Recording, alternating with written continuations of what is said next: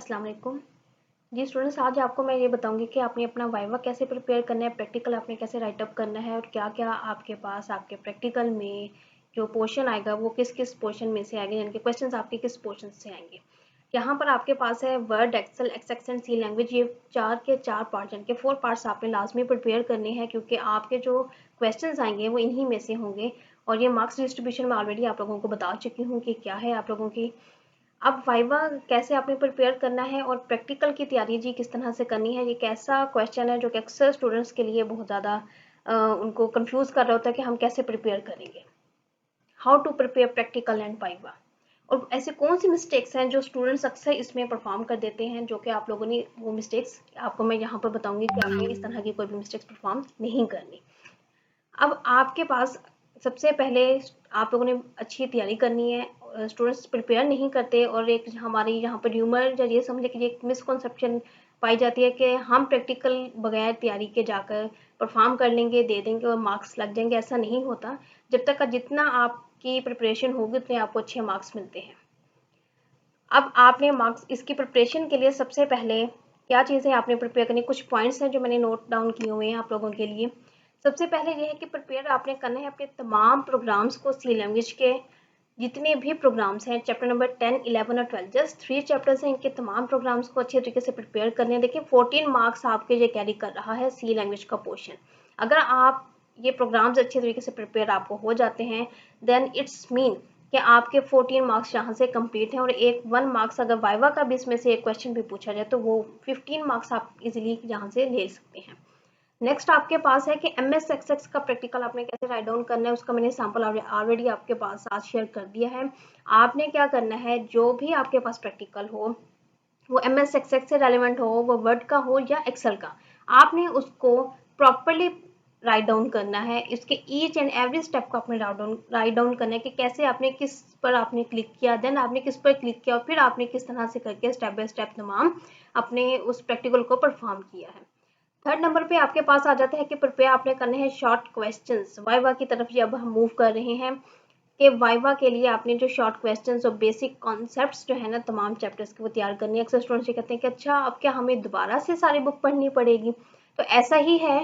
सारी बुक अगर आपने पेपर आपका अच्छा हुआ है और आपने पेपर एक अच्छे तरीके से अटेम्प्ट किया हुआ है, देन आपको कोई भी इतनी परेशानी की बात नहीं है, आप लोग इजीली उसको गो थ्रू दोबारा कर सकते हैं। इसीलिए मैंने यहाँ पर वर्ड राइट डाउन किया कि बेसिक कॉन्सेप्ट। अक्सर स्टूडेंट से ये पूछा जाता है कि डिफाइंड कंप्यूटर उनको मालूम नहीं होता, या स्टूडेंट्स अगर ये डिमांड कर रहे होते हैं कि हमसे कंप्यूटर की डेफिनेशन पूछ ली जाए, डाटा की डेफिनेशन पूछ ली जाए, या इन्फॉर्मेशन की, इसके अलावा प्रैक्टिकल से रेलेवेंट कोई भी हमसे क्वेश्चन ना किया जाए वाइवा में। तो ऐसा नहीं होता। जब वाइवा आपके प्रैक्टिकल से रेलेवेंट है तो आपसे जो क्वेश्चंस पूछे जाएंगे वो भी आपका जो प्रैक्टिकल पोर्शन है उसी में से पूछे जाते हैं, आपके थ्योरी से रेलेवेंट क्वेश्चंस नहीं होंगे। अक्सर स्टूडेंट्स कहते हैं कि जी फर्स्ट ईयर की बुक को हमने प्रिपेयर किया है जबकि सेकंड ईयर नहीं। तो 2 पार्ट्स आपका जो फर्स्ट ईयर का है उसमें भी वर्ड और एक्सेल का पार्ट है जहां से वाइवा के क्वेश्चंस पूछे जाएंगे, बजाय इसके कि आपसे क्वेश्चंस आप ये कहेंगे जी वायरस वाला चैप्टर है या हमारे जो रिमेनिंग आपके चैप्टर नंबर 1, 2, 3 सॉफ्टवेयर, हार्डवेयर और इनपुट आउटपुट डिवाइसेस, उससे रिलेटेड आपसे नहीं पूछे जाते। अब आपने क्या करना है, आपके जो ऐसे चैप्टर्स हैं जहां से आपका प्रैक्टिकल आना है, पहले उन चैप्टर्स को प्रॉपर्ली उनके शॉर्ट क्वेश्चंस को रीड आउट कर लें। आपको कॉन्सेप्ट्स हो, आपको बेसिक्स उनकी डेफिनेशंस मालूम हो कि उनका क्या पर्पस है, किस लिए हम यूज करते हैं। नीचे मैंने कुछ सैंपल के क्वेश्चंस भी राइट डाउन कर दिए हैं ताकि आप लोगों को आसानी हो जाए, आपको अंदाजा हो कि किस तरह के क्वेश्चंस आपसे एग्जामिनर पूछ सकता है।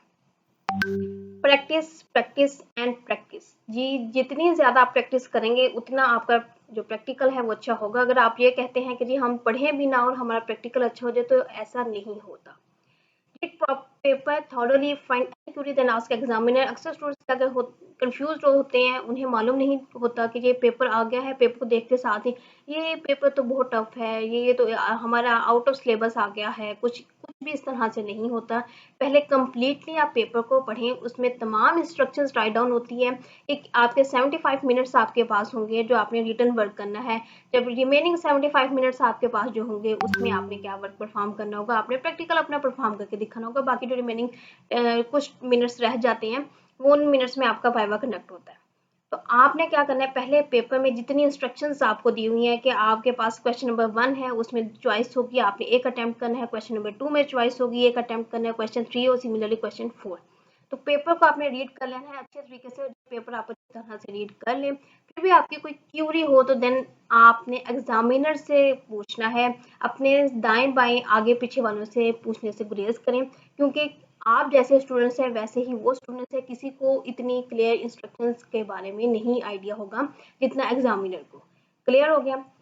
नेक्स्ट आपका है कि attempt all compulsory questions, not skip any question. कि आपके पास अक्सर स्टूडेंट ये भी काम करते हैं कि आपका क्वेश्चन नंबर 1 है, उसमें आपके पास ऑप्शंस दी हुई हैं और की, वो कहते हैं कि जी ये वाले हमें दोनों क्वेश्चंस आते हैं, हम ये 2 क्वेश्चंस अटेम्प्ट कर लेते हैं, वहां से क्वेश्चन नंबर 4 स्किप कर देते हैं।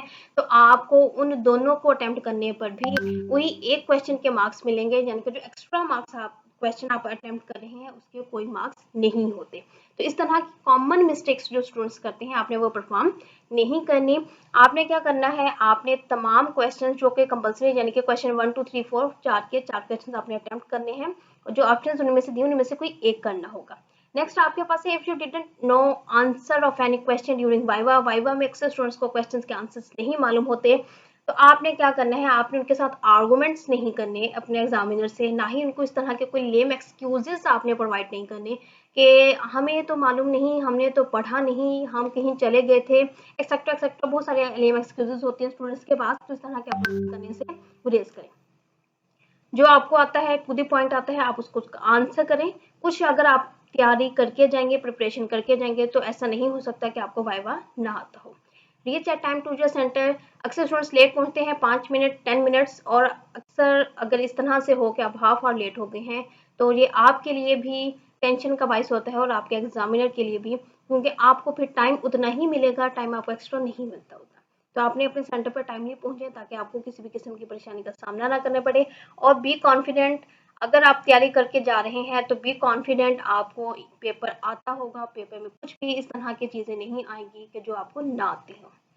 यहाँ तक आपका हो गया कि जी वाइवा आपने कैसे प्रिपेयर करना है और क्या क्वेश्चंस है। अब यहाँ पर कुछ सैंपल क्वेश्चंस हैं, ये मैं आपकी वीडियो की डिस्क्रिप्शन में भी ऐड कर दूंगी इन सैंपल क्वेश्चंस को, ताकि आप लोगों के लिए इसको प्रिपेयर करना आसान हो जाए। ये वाइवा के जो सैंपल क्वेश्चंस हैं आपके पास, वो क्या क्या हो सकते हैं।